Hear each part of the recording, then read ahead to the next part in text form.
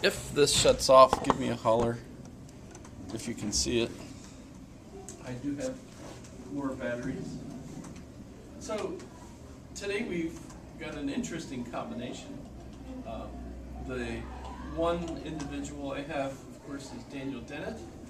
And in fact, in this particular lecture, it's fairly old actually. This is an older book of his. He's one of those individuals that every time you sit down and think you've caught up, he comes out with a new book, which is just, keeps you on your toes, right? My favorite of his, by the way, is Inside Jokes, which I think I've mentioned, that when you teach logic and you're doing fallacious reasoning, it's really neat to compare fallacies, logical fallacies, to jokes, because that's, I think it becomes pretty obvious that different comedians have kind of a particular type of fallacy that they like to use. And so it's just interesting, Inside Jokes. But this one is Freedom Evolves. So what exactly is it? And it's basically the complexity enables more and more choices. So if you think of it, that freedom is growing. And the reason it's growing is because technology enables us to. Which computers do you want to use? How do you want to read? Do you want to read online? Do you want to read a book? Do you want to read in the library? You to think of all those different opportunities. Countries that never had access to the world's literature and knowledge before get things like Facebook, and then they can go on the internet and then they can read stuff that is forbidden in their country, and their country does everything they can to try to quash their ability.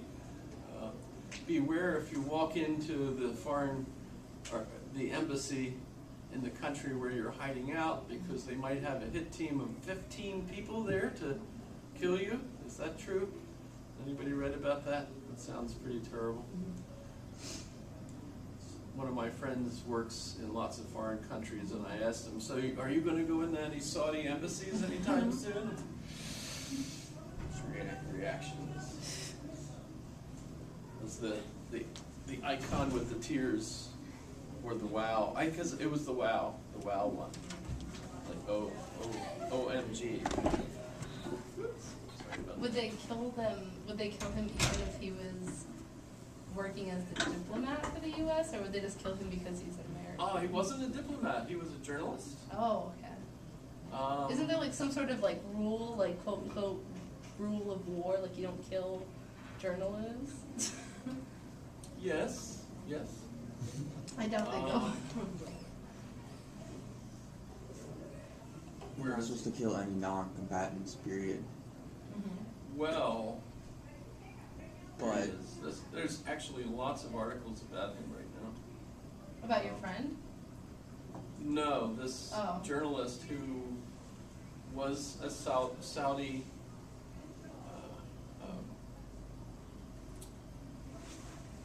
citizen of Saudi Arabia, had been a very vociferous, is that a good word? Everybody comfortable with vociferous?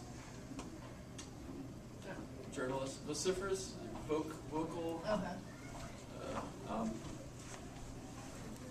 but was very critical of the regime, and got several threats, and then so he left it. He's been living in Turkey, and by the way, the paper published lots of his articles, which you could read to see why they might have disliked him, etc.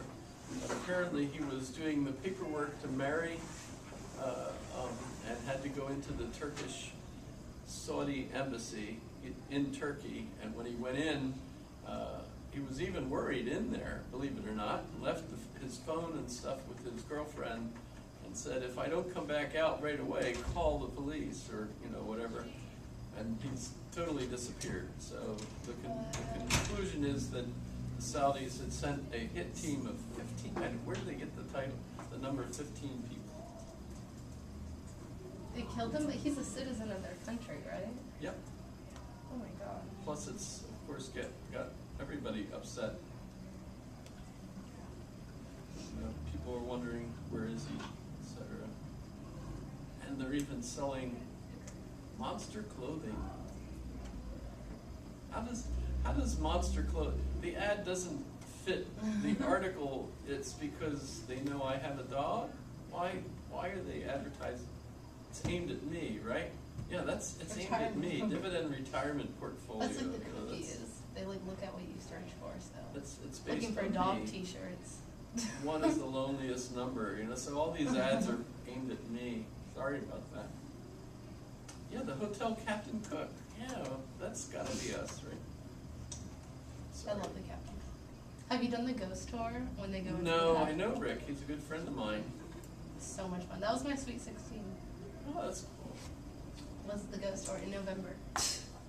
However, let's get back to the actual topic. So Daniel Dennett, he's talking about how complexity increases, and I've mentioned the journalist because the complexity, of course, has hit Saudi Arabia. I mean, notice that just recently they've actually allowed women, I hope I don't hurt your ears with this one, to drive a car. Sorry. Does that offend you? Mm-hmm. Women are oh, wait a minute. Women are allowed to drive here. That's right. Okay, so you're used to that. That was supposed to be funny, but I'll never do that again. Saudi Arabia. So complexity is even affecting them. I don't know if you've ever visited there, gone to war there, killed people there, got drunk while you were there. Hi. No, I'm just great. That looks really cool. I should try that. I still think I would look good that way. And I'd have to take up guitar. Let's get into it. It's real fun. Stairway to Heaven. Something. Any of you know the song Stairway to Heaven? Yeah. That's cool. Okay. So, complexity increases the amount of choices we have. I guess that's pretty easy to see, because we might even say that that's a law of thermodynamics, that everything becomes more complex. But also the idea that our brains are more complex than the chimpanzee brain, so we have more opportunities than the chimpanzee, etc. Right? You get the idea. It's pretty easy. Way more opportunities than fish. You know, fish brains. I'll go left or right? I'll go left. No, I'll go right. You know, everyone's. I'll go this way. You know how fish do. By the way, I do speak fish. It's actually a mammal. I can speak with dolphins. And by the way, it works really, really well when you're underwater. If you're ever in a pool and you're communicating with someone at the opposite end of the pool, in fact, we went to the corners, and it was a Saturday afternoon, so the pool was full of screaming children. But my daughter went to the one far side, and I went to the other. We both went underwater, and even with all the noise and everything else, when we went, we could hear one another clear as day. And by the way, if you're underwater and you try to actually talk like this, guess what? It doesn't work. You can't do it. But for some reason you could. So guess what? It's pretty clear their language developed that way because of their environment. That's pretty interesting. So complexity. Now the thing is, he still is actually convinced that because of the rules that science makes, in order for anything to be explained, it has to be explained as a result of the previous causes. And those previous causes were all effects of previous causes. So if you think of Aquinas' argument, the cosmological argument for the existence of God, which is based on Aristotle's argument that there has to be a prime mover, a first mover. Everything is connected scientifically in this narrative that says that nothing happens except what has been basically foreordained by the previous events. So basically that means that any choice you make, you would have made because of all the previous events. So any feeling you have that you're a free agent, enabling you to make that choice, is just part of the illusion. Because you're not really free.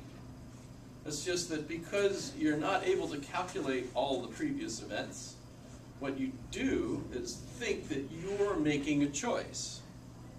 So that when I decide to eat the candy bar, it's my decision to eat the candy bar, not that I've been forced to eat the candy bar, right? But actually, that's just part of the illusion. And in fact, today, if we look at MRE scans of the brain in action, what we can discover is that the brain actually decides something nanoseconds before you receive the message that this is what I want to do. Right? You get it? Right?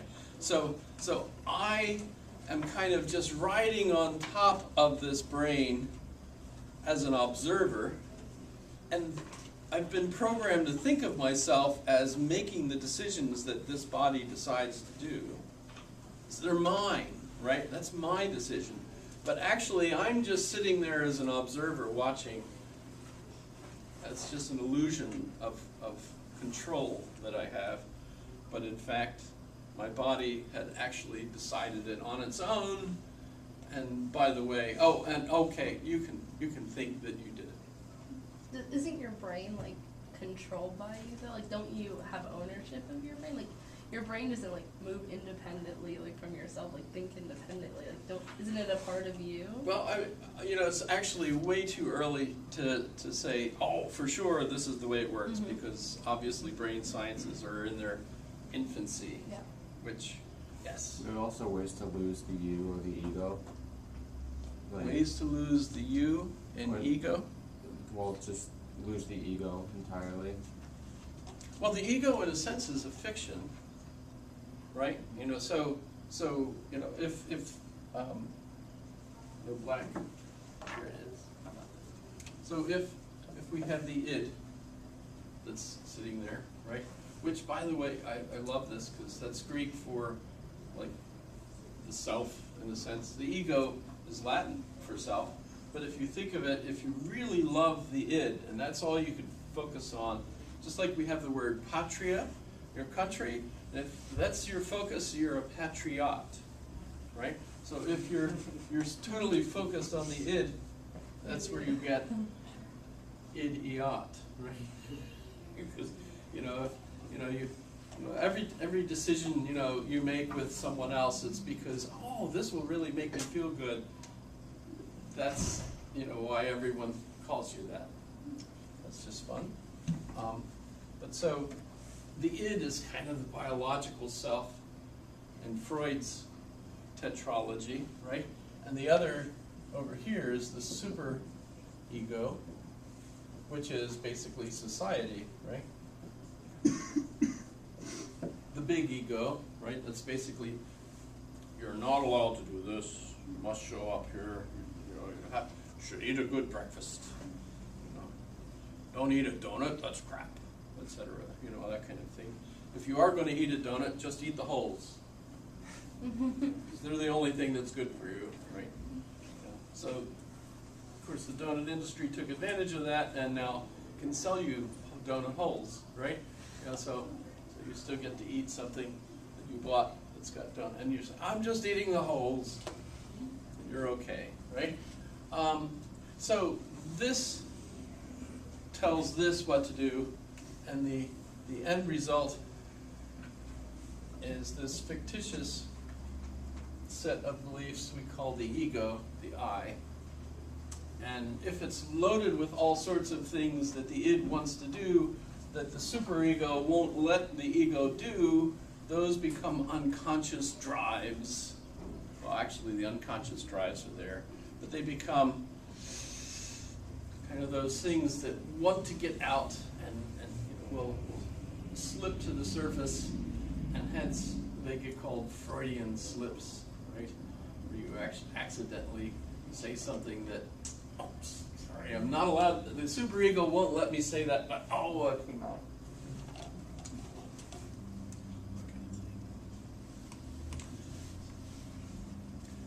I can just see Kavanaugh waking up some night. No, let's not do this. Let's not go there. I love this country. It's just so exciting. Sitting on, people go to movies. How would you go to a movie when that kind of stuff is happening?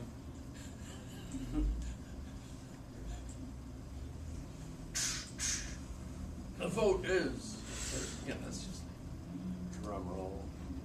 They ought to have someone in the upper balcony go, or something. No. So that's kind of intriguing. But do we make that go away? In a sense, we keep Well, like in states of heavy meditation, you can lose the entire sense of self and basically anything that makes you you. Yes, that's Dr. Newberg, Why God Will Not Go Away. I don't know if I mentioned that. I think I did. We were talking about the ontological argument, right? I have a friend, as they've over the last few years kept coming out with new information about why we decide to do the things we do. Pheromones is one of those things. The idea that we inhale, in the air, and pheromones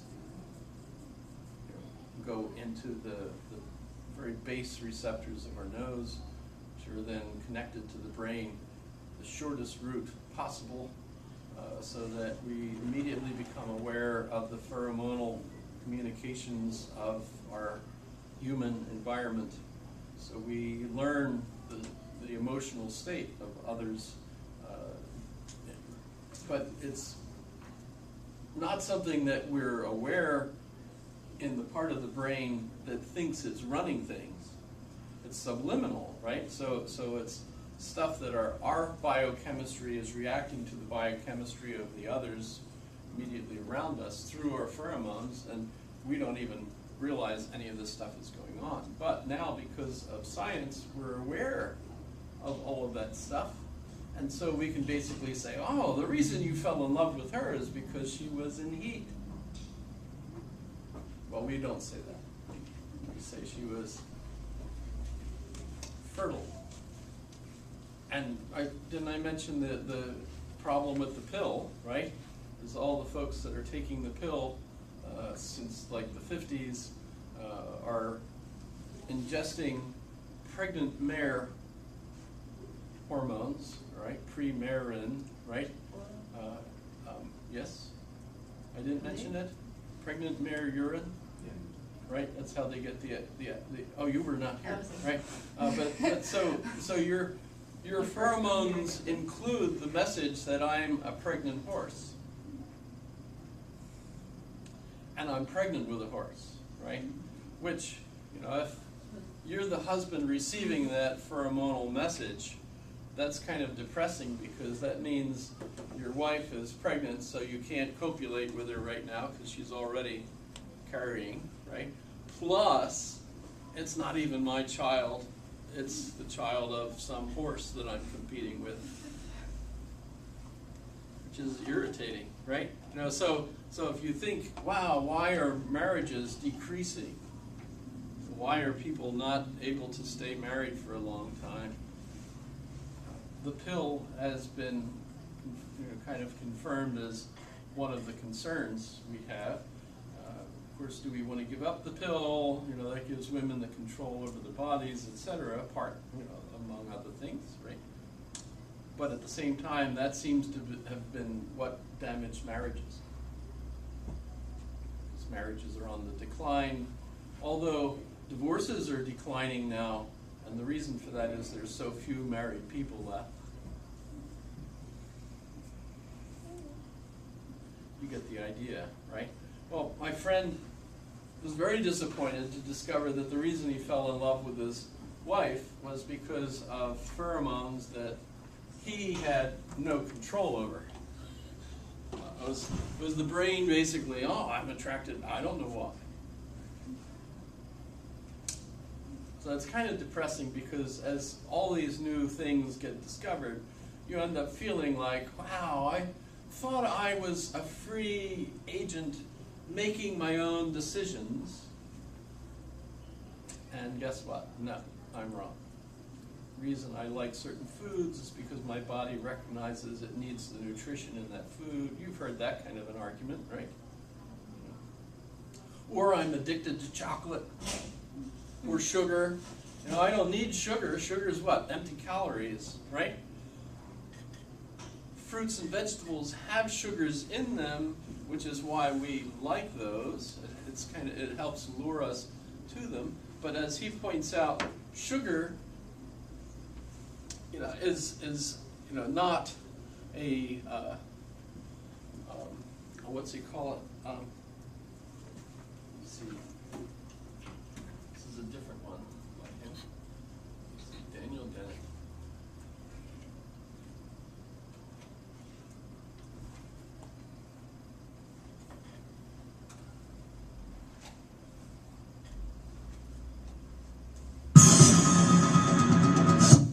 Aha! I mean, it really is a strange inversion of reasoning.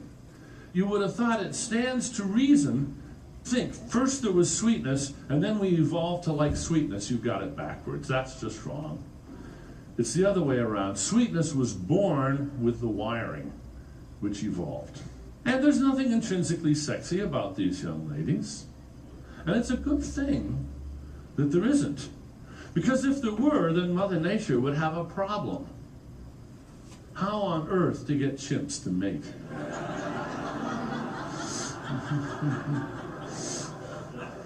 Now you might think, there's a solution.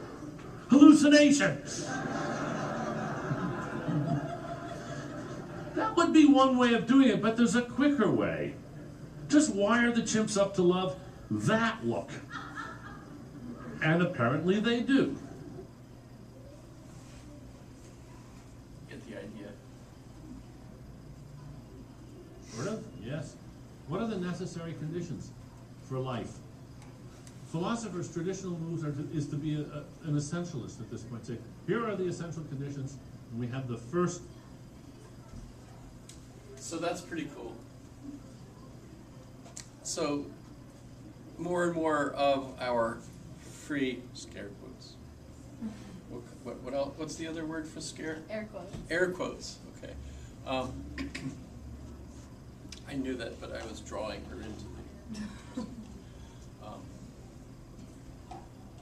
More and more of our free choices are being explained away by science, and you feel each time some new explanation comes along for why you make the decisions you make, you feel a narcissistic hurt, right? There's less and less of me to be pleased about how wonderful I am, right? If you feel that way at all, right? And yet at the same time, it seems like we also have more choices available to us because we know that our bodies are being controlled by these influences. So that actually gives you the tools to try to restrain yourself from wanting to do the things that you might naturally feel like you're doing. So our complex understanding of what's driving us to make the decisions we do actually increases the freedom we have in order to not do those things, right? I know I want the candy bar because I'm addicted to the sugar and the chocolate and the way that the texture feels in my mouth, etc. They're scientifically arranging it. They have it right at the cash register, so you have to see them on your way out, etc., etc. They're scientifically placed at a certain level. They pay for the positioning on the the rack, etc., right? And you know, so of course, I know that they've got all these things that they're doing in order to control me, which, by the way, they have, because they've been doing the science and understanding how to get people to do things. You can actually calculate using certain computer programs exactly how many red sports cars you're going to sell next summer, you know, in Anchorage. 5, just so you know. And the way you could do that is through a company. Let's see, it's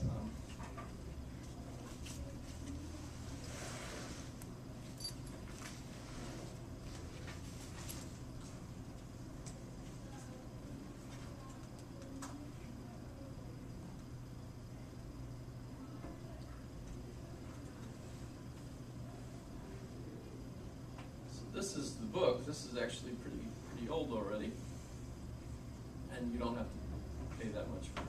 If you really want to see it, I could lend you a copy. I bought it when Kennedy was here.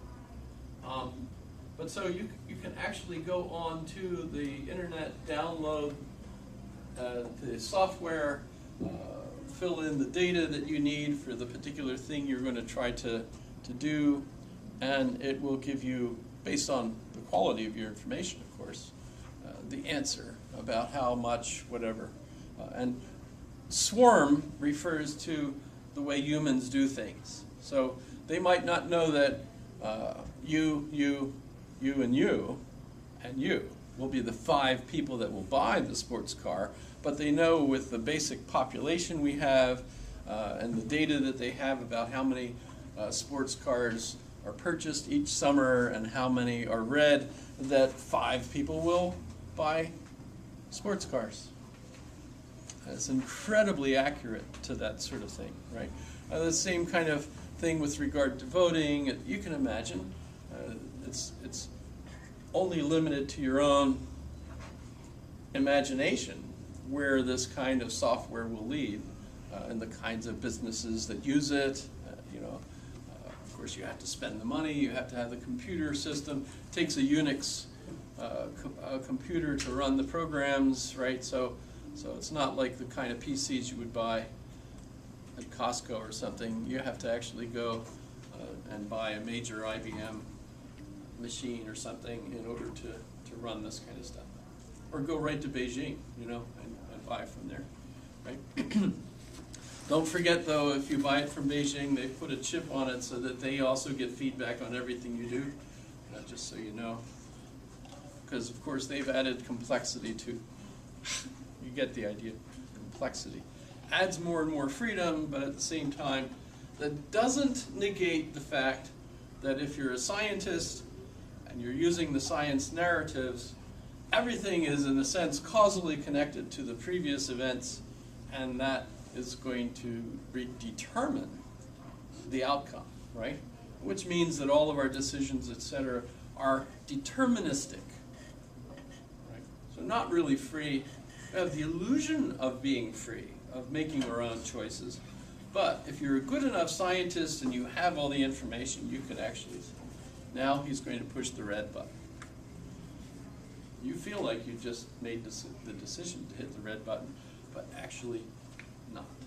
So, Daniel Dennett, basic contemporary scientific point of view, that the mind is actually the brain, and so we're uploading programs and so on, but how the brain runs basically is explainable, even if it's so complex, it's not. But theoretically it is. Now, the other individual that I have on the syllabus for today is Jean-Paul Sartre. I hope you got a chance to watch the video.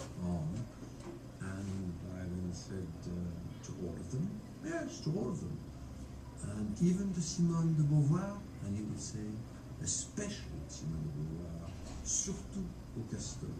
So, those are not very good, considering when they do French, it kind of tries to deal with French in English, which, no, time with him convinced her that there were flaws in his idea of freedom.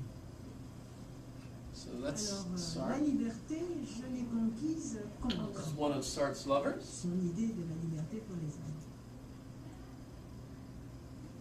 C'est facile, c'est vrai, quand on lit les hommes, ça veut dire les hommes et les femmes. C'est vrai, c'est pas vrai. Disons. Simone de Beauvoir's experience of this kind of relationship.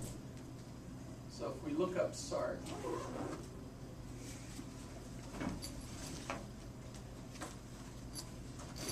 on the Wikipedia,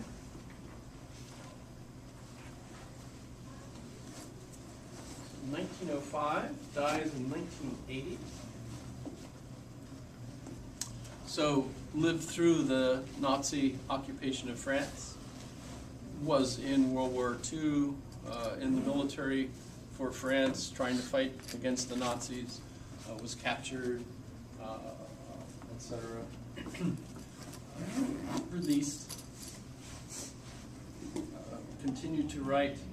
By the time that the war was over, he became the most popular French author, encouraging them to work hard to try to improve the conditions in war-torn France, etc. And how did he do it? How did he persuade them? Well, he's an existentialist. In fact, he's considered by many to be the founder of existentialism. That's absolutely wrong, of course.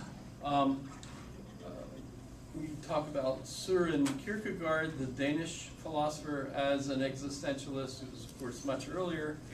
And even he studied with Friedrich Schelling, who referred to his philosophy as existenz philosophy, which sounds an awful lot to me like the German translation of existentialism. I don't get why we might say that Sartre is really the existentialist. Enjoy your meeting. Thank you. You can always bring her in here, and then you both could enjoy the. I'm sure she would love that, honestly. In any case,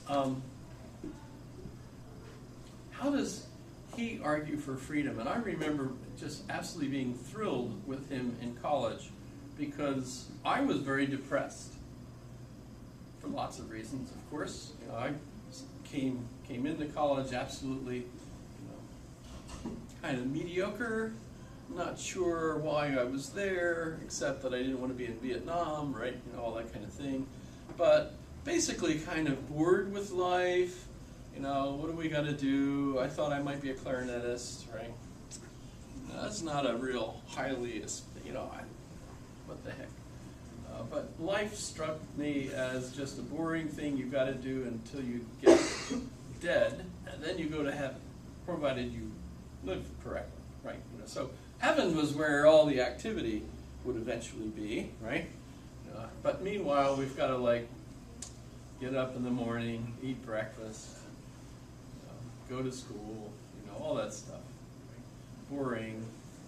Of course, I hit my philosophy classes, and they started asking me questions that absolutely floored me, right? You know how all that happened. So I ended up becoming a philosophy major, and studying the history of philosophy led me to this scientific view that, of course, everything you do, as Dennett explains, is basically the result of causal factors. So I'm just going through things with the illusion that I'm in charge of moi, right? And that was really depressing. For the same reason my friends are depressed to find that everything they do ends up actually being scientifically explained, and so they're not really free to have made any of those decisions. There's no responsibility that's really theirs. That's all causal events, right? My place in the society. And it's not because I'm unique or anything special, it's just because I was born here and I went to this school and this and that. Everything leads to this, right? I have no, hats and horns, reason to celebrate. C'est moi, I'm forced to admit, no, that's not me. That's just location, right? basically. Right? Well, along comes Sartre, who basically says the way human beings are is that we have the in itself, the en soi, right, and the pour soi. So where does this come from? This actually traces itself back to Hegel, where Hegel, in the phenomenology of spirit, explains that once an individual, an organism, becomes self-conscious, it has to have two selves. When we start off as an infant, we are not self-aware, we don't have a self-consciousness. You kind of tries to imagine what it would be like to be an infant and so on. Then we become, we reach the terrible twos where we learn the word no. And what that actually means is that we can now imagine the opposite of whatever is the situation. So if mom says, come here, you can say no, right? And because you're imagining my not coming there, right? So you can imagine the opposite. Following that, we eventually get to the point when I now conceive of myself as a certain type of self. But I have the choice of saying, no, I don't want to do that, or I want to do this. So I end up feeling like there's a self, my subjective side. Remember, this is David Hume, and then Kant, right? Now, Hegel is trying to answer how this consciousness works. And what he points out is that we have a dialectical process. So remember the candy bar. Now I'm, interested in the candy bar. I see the candy bar. It's attractive. I've eaten thousands of those candy bars. I love them. On the other hand, I know the doctor says if you want to live 100 years, you need to not eat those candy bars. And my wife wants me to live that long because I haven't bought an insurance policy for her in case I die, and she's afraid she'll become a bag lady, right? So she wants me to live forever, by the way, which is why I recommend to men not to buy insurance, because then your wives will want you to live longer instead of die so they can get your insurance. Just think about that, right? Buying insurance is gambling with the insurance company that you're going to die sooner, which is like really dumb, isn't it? Why would you want to die sooner so they get the money? That's pretty dumb. In any case, there's this fight going on. There's a conflict in consciousness that gives me self-consciousness, which is me fighting over whether or not I see myself eating the candy bar or living forever. Which of me do I want? So it seems like I have a choice, right? Well, there's a real self, the en soi, and Hegel says this too, right? The master-slave relationship, there's a dialectical process. One of those two will win. I'll either eat the candy bar or I won't, right? There's no other actual choice, right? That's I can't eat half of it. Well, I suppose have you ever eaten half of a candy bar? Would that be a good quiz question? What would it take for you to eat only half of a candy bar? Is that philosophically interesting or not?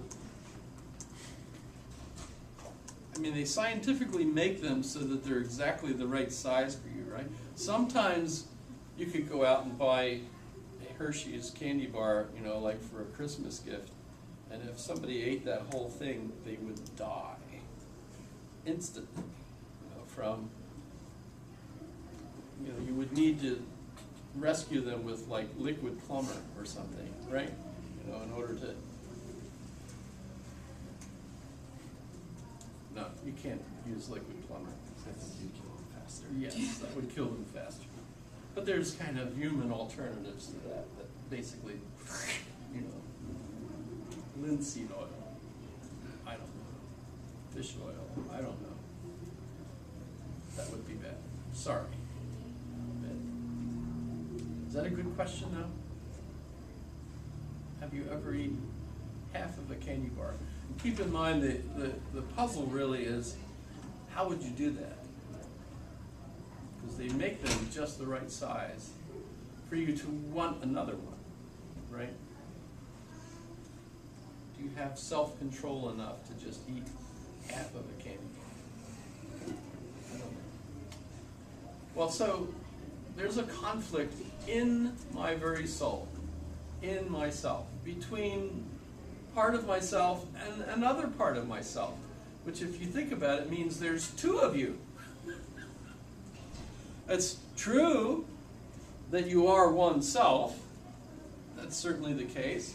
But as part of that one self, there's multiple sides to yourself, because you could think about yourself, deciding whether or not you want a candy bar, and then you can think about yourself thinking about yourself, so you could actually have, you know, kind of an infinite regress of selves, right?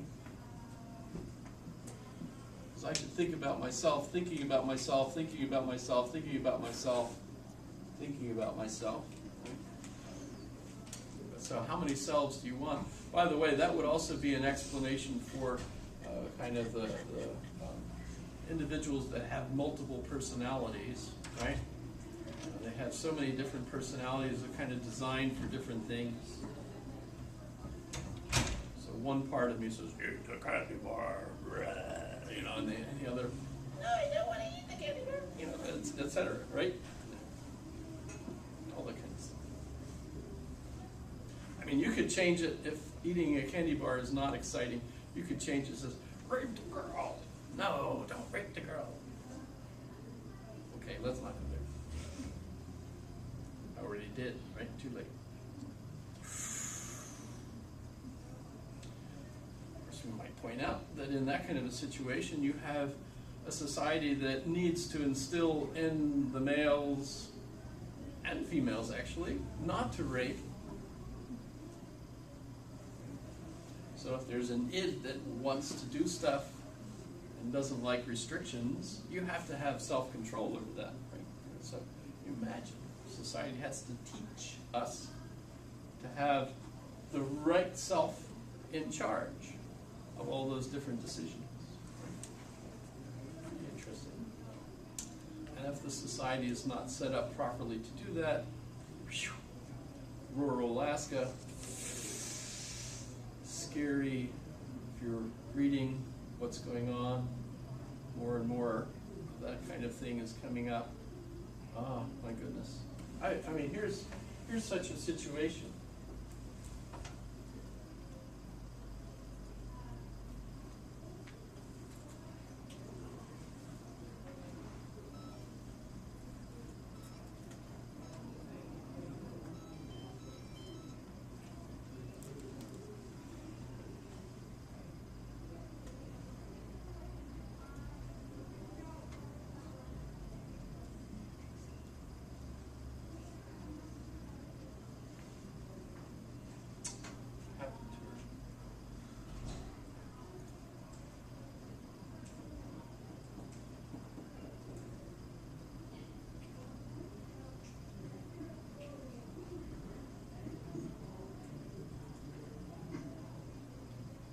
This one. You read about this one?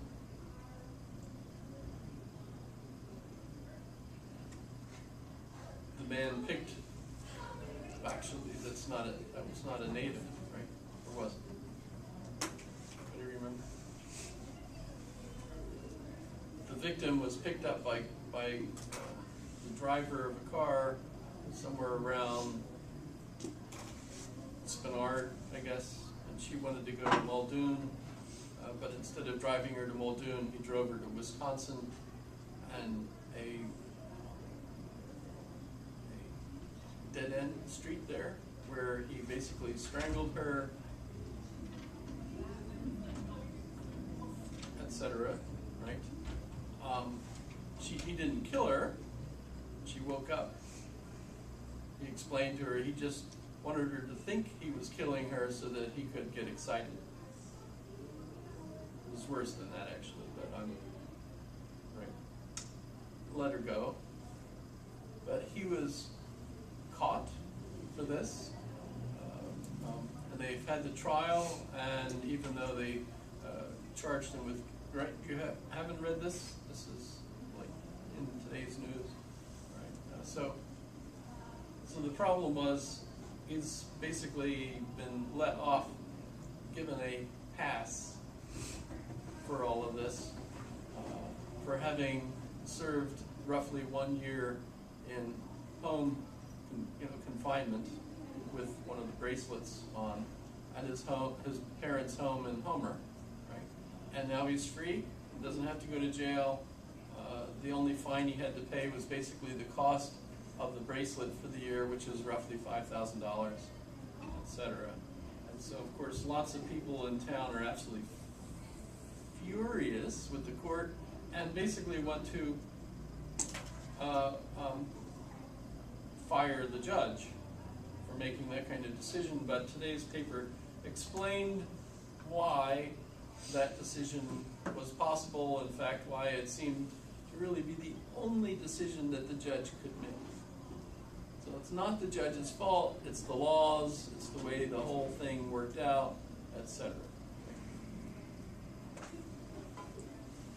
But if you think about this was a guy who was married, has 2 children, was a airport controller or weather guy for the airport, whatever, has a decent upper middle class job, etc., etc. Why on earth would he have done this kind of thing? Did he not receive enough training, socialization from his environment to make sure that he wouldn't? Can you imagine even thinking this kind of process to have done that? Number one, I would never have picked anyone up. For one thing, in the Army I was taught never pick anyone up because I had a military clearance, a top secret clearance, and you never know if you pick somebody up that could be there deliberately to try to put you into danger or force you to tell secrets, etc. So it's illegal actually for me to pick people up, even in my retirement, because if I get in trouble because of something like that, one of the penalties was I'll lose my retirement for doing something that way, right? I have to stay legal or I lose all my benefits, right? Whoa, that's a pretty impressive reason to not be a bad person, right? You think about it. So I've lots of socialization. It never even occurs to me, right? Aquinas famously gives us the direction that even the thought of a sin is sinning. So don't even think it, because you're already committing the sin in your heart, right? By thinking about it, right? And the interesting thing about that, of course, is that today, when we look at the way neural networks work, if you think about something, you've created that neural network, which means you've already imbibed that into your soul, so to speak. So don't even think the bad thought, because it becomes part of you that you thought it. That's pretty impressive, if you think about it. And Aquinas, of course, is 1200 something, been that far-sighted, essentially. Okay. So we've got a dialogue going on in ourselves that could be multiple levels. Which level is the one that's having the control over my actual decision? Perhaps the meta level is keeping me, helps the decision-making process. And Dennett might be right too, of course, that the more complex we get, the more of an education we get about psychology, etc., the more our decision-making process goes up levels to basically control us to make the best decision possible. and you can't actually get to the point where you're in charge of the whole self, because there's always a further self that's involved, right? Now, that'll be a problem for AI. Some people, for this reason, argue that artificial intelligence will never actually create a machine that will be human. Because humans basically are more like this instead of a Turing type machine that is basically going to make the decision that they've been programmed to make, right? Okay. So we have a conflict here between the en soi, which is the real me at the moment, with all my feelings, etc., and the pour soi, which is this conceptual schema that I have in my mind of who I am. Remember, there could be multiple levels of that. Right? And Sartre then says, okay, so what's in between these two? What's in between myself and my thinking about myself? What's there? Sartre's answer is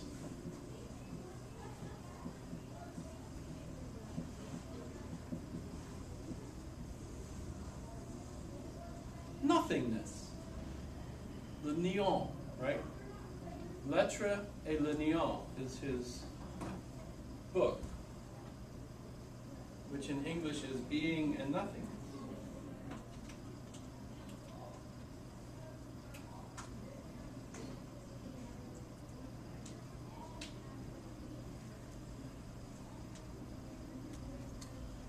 Being is everything, as Aristotle, etc., said, right? But nothingness enters into the heart of being like a worm. And where does it come from?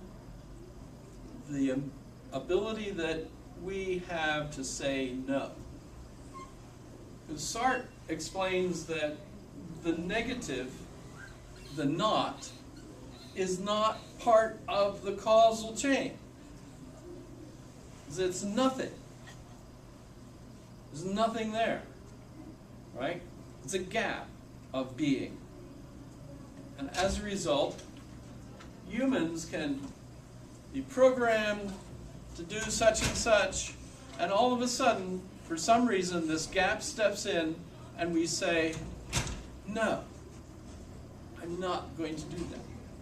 Right? And no, in that sense, is non-being. It's not actually something. It's a lack of something, right? Almost like a black hole, in a sense, in the universe, right? You know, of course, Sartre wasn't familiar with that. Stephen Hawking hadn't come up with it in his doctoral thesis yet. But for Sartre, this gap is nothingness. And as a result of that gap, you are free. You are uniquely free compared to everything else in the universe to have this control over yourself, because you can say no. So when, say, the Nazis order you to kill all of these civilians, and you say, yes, sir, and you shoot them, and then you go on trial for murdering civilians, and you point out, it's not my fault.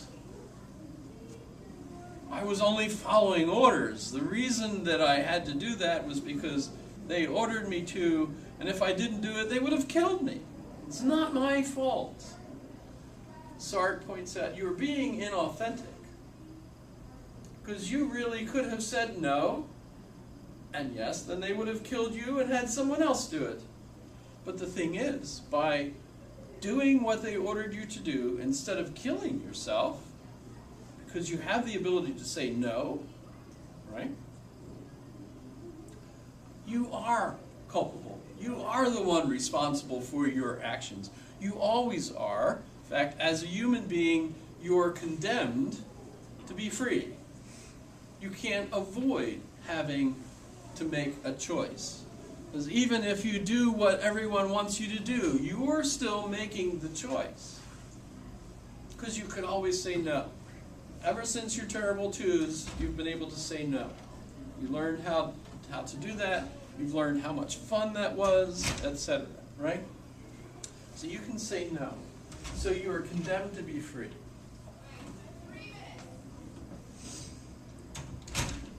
And as a result, he becomes one of the most popular folks in France because he basically, number one, has an answer to all the Nazis on trial at Nuremberg. Right? Familiar with the Nuremberg trials? Yes? No? Okay. Let's take a quick look. Nuremberg.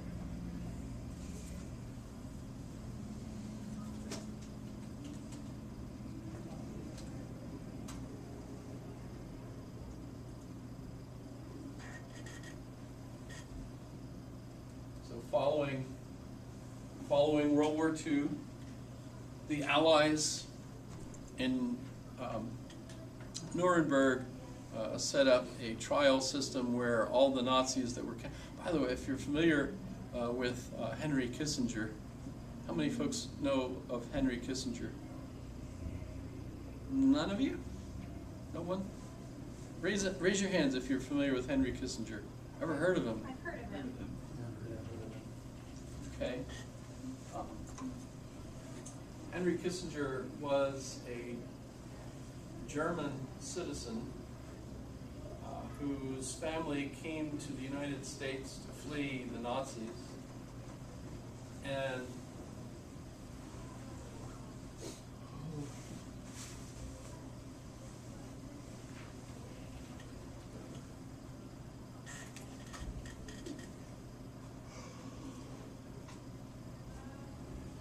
he was 95.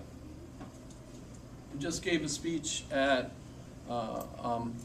the funeral in Washington, D.C.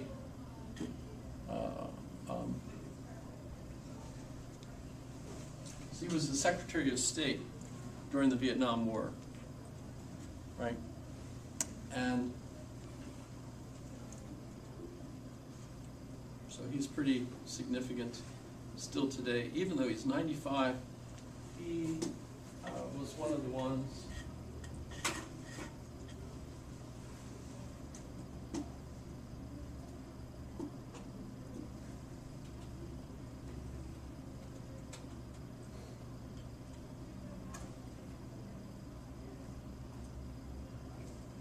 Our country has had the good fortune that at times of national trial, a few great personalities have emerged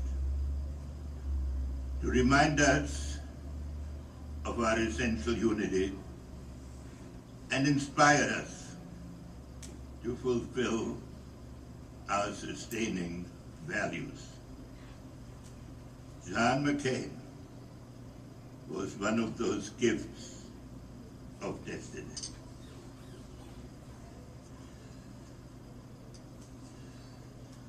I met John for the first time in April 1973 at a White House reception for prisoners returned from captivity in Vietnam. He had been much on my mind during the negotiations to end the Vietnam War. he was our negotiator. Partly also because his father, then Commander-in-Chief of the Pacific Command, when briefing the President, answered references to his son by saying only, "I pray for him." In the McCain family, national service was its own reward. That's Mrs. McCain They did not allow and his son.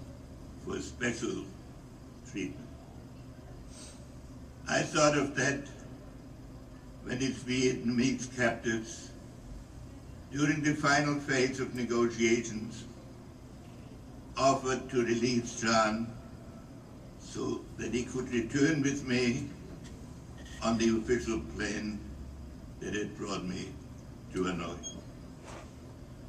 Against all my instincts, I thanked him for the offer, but refused it.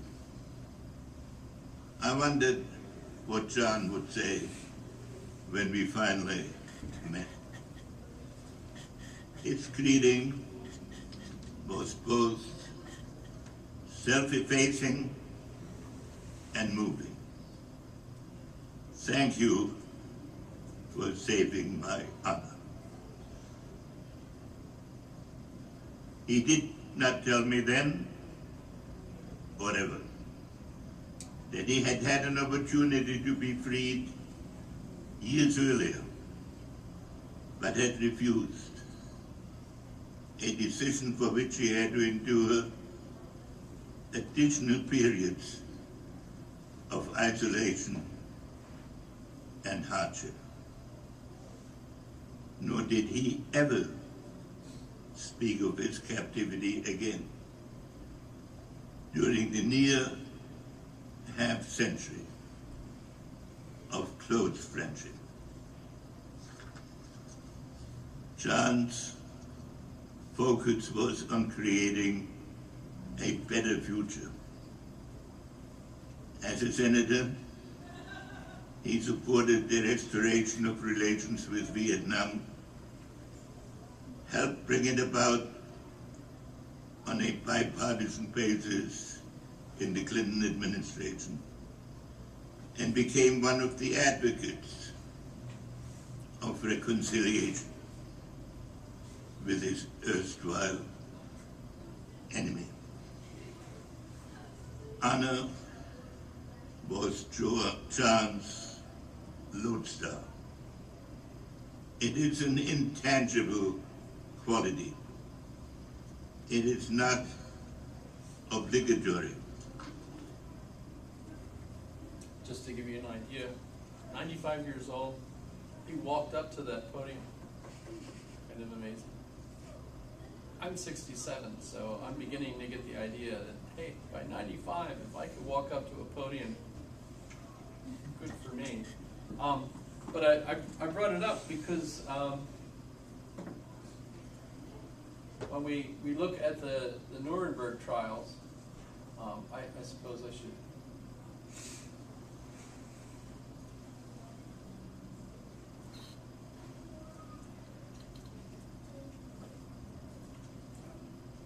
Sorry, I'm still. Remember, when I was a kid, we didn't have the internet and all this stuff, so it's kind of hard for me to think about all the resources that I can throw up here for you. So he was born in Germany. His family left in order to escape the Nazis, and so he became a student in a high school in the United States. When the war started, he joined the army and went as a translator. And his job in Germany was to go with the U.S. forces, obviously, into the villages as they conquered them, and interview the individuals in the town to try to figure out who the Nazis were. And then that way they were put into captivity for trial, etc. Right? So that was his job. By the way, he did such a good job that his boss insisted that he go back to Harvard as a student, and so he went to Harvard as a student, became eventually a professor there, and then became advisor to President, oh my goodness, Nixon. I think he's still called upon by various presidents in order to ask him his advice on different things. And by the way, he continues to write books, which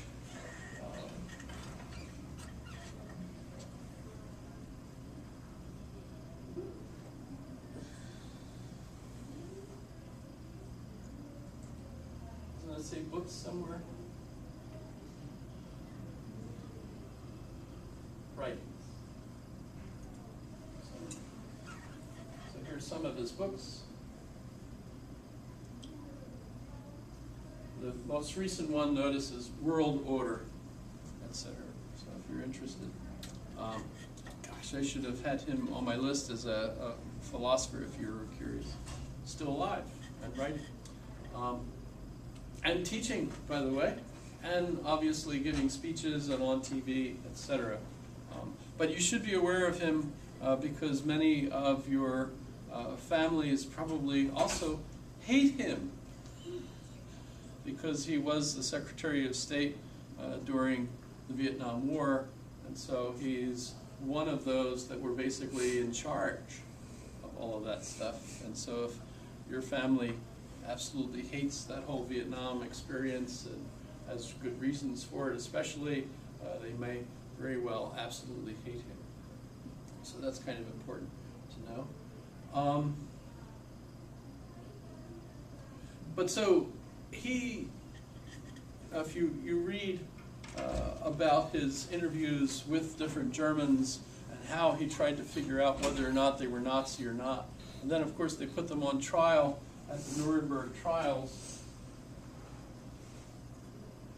And in the Nuremberg trials, they basically used the excuse that anything that they did that was considered against the relatively new Allied point of view, right, which becomes the Geneva Conventions, right? The way you treat civilians, it's essentially an immoral thing to do, right? Might have been traditional, by the way. And by the way, the ethical point of view that the Nazis had was what's called the Stoic ethic. The Stoic ethic considers the highest value to be your duty to the state. So what your orders are is what you are absolutely committed to doing. Regardless of your own thoughts, you have to do what you've been told to do. Because if everyone in the military, say, doesn't do what they're ordered to do by the chain of command, then the military won't succeed in what it's supposed to do, and the state will lose, and of course, that's absolutely the worst thing that could happen to your society, is that you become captured by the other society, right?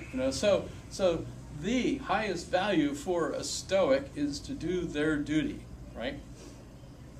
So that is actually the Nazi ethic, the typical military ethic. By the way, we have the problem, if you join the military, one of the things you have to do is what you're ordered to do, although we have a little addendum there that says, as long as you find it in good conscience to do it, right?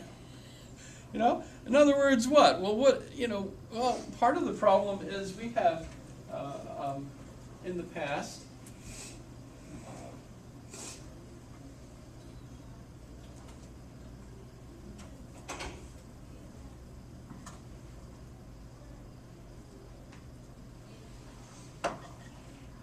here's Lieutenant Calley.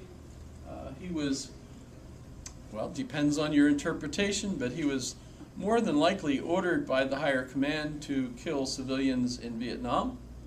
I believe they killed, what, 250, something like that? Well, I guess they're murdering 22, but it was the whole village was actually killed by his platoon. And he was the scapegoat. He was the one that was charged with that, right? And found guilty.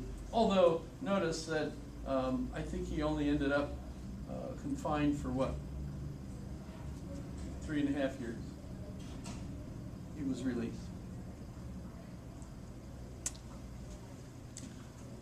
That was probably because, of course, the news came out that this massacre, the My Lai massacre, right?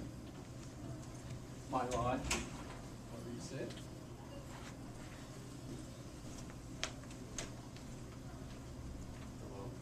So theoretically, we can assume he was following his orders. Of course, in the heat of the circumstances, etc. I mean, did they really mean for them to line up women and children and basically firebomb the huts that they were in?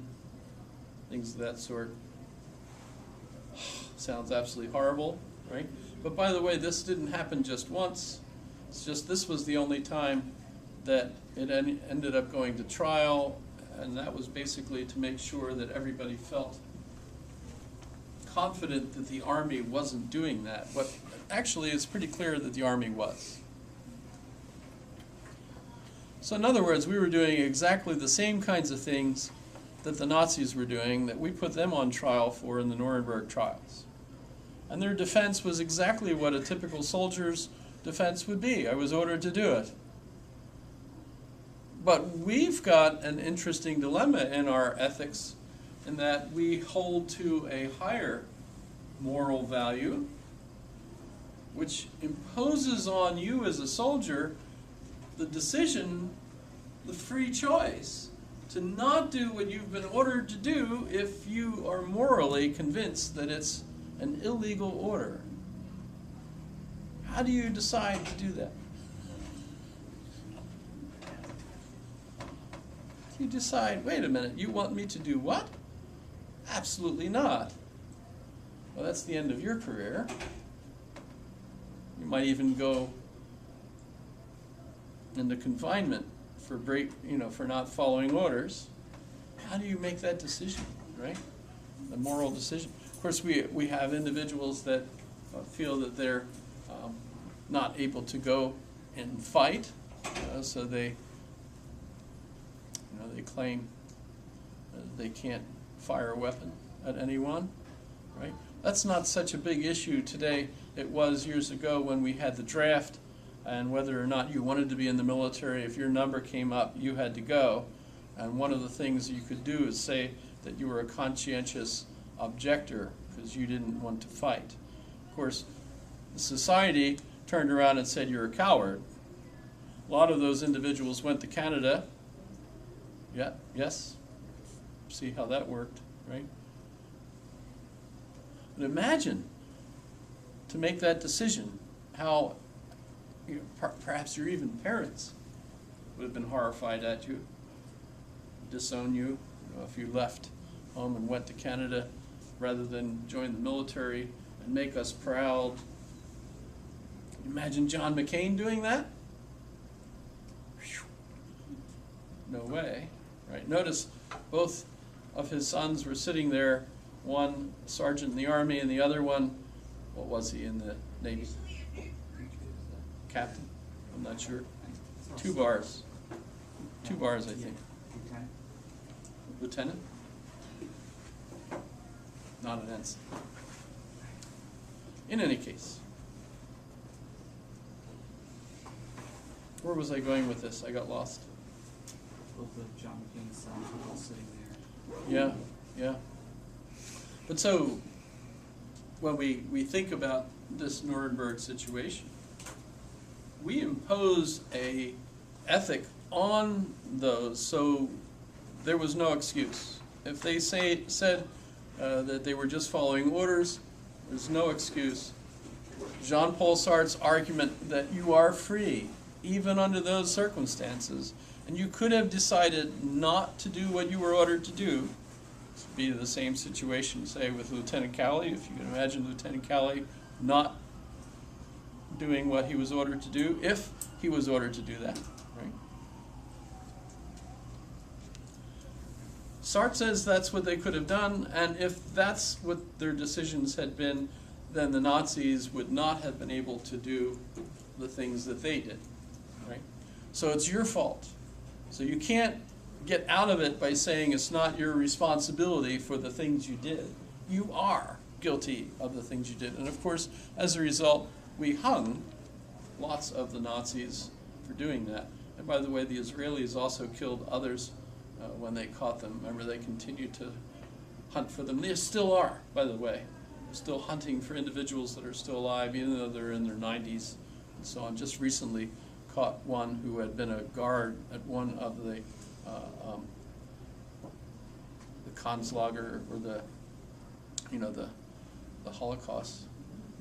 I forget which one it was, Treblinka maybe, but I forget.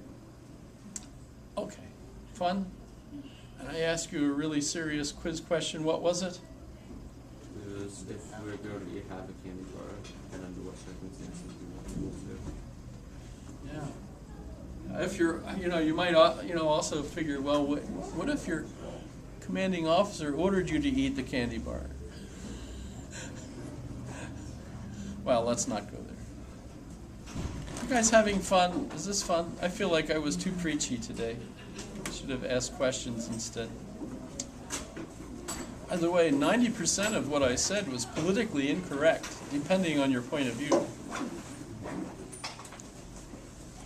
But I, on my free will, made the decision to say all that because I want to be a rabble rouser. Especially bringing up Henry Kissinger. Whoa.